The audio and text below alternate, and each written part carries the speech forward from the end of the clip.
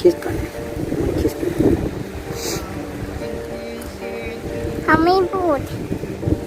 วันพูดถือว่าพูดถูก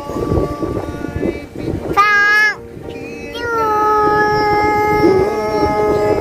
ชีพชีพสปีดนู่นมีชีพตรงนู้นลูกโอ้เห็นไหมนู่นไกลมีชีพด้วย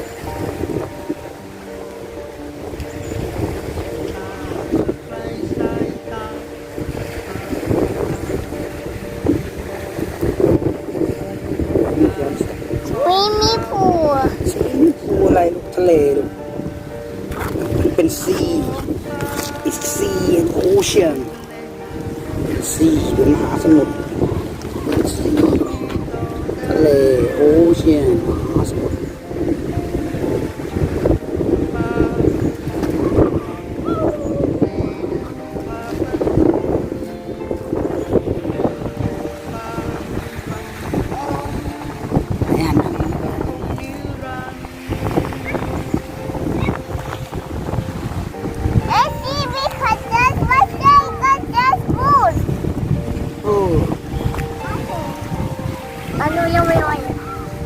I was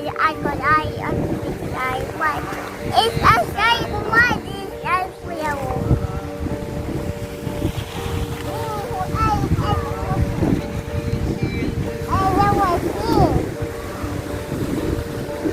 นี่เดี๋ยวพ่อพาไปด้านนี้ที่มีชิปโอเชียน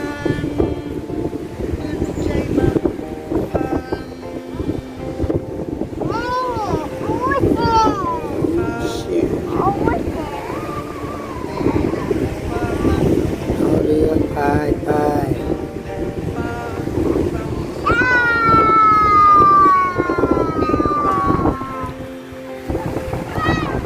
หน้ามังนี่หน้ามัง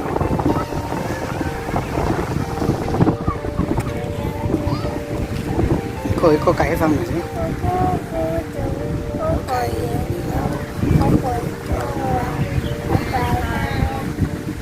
ก็บนกัดกัดเสื้อทำไมใช่จ้ะ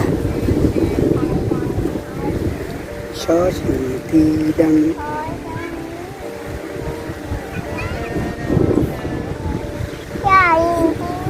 ดาสดาสุรัต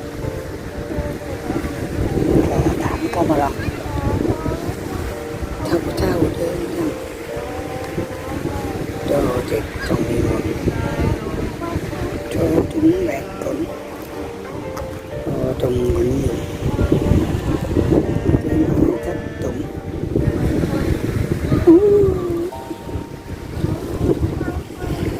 รอเรือไปรอเรือทะเลนี่นะจะไปเดี๋ยวเราไปดูไหมดูเรือกัน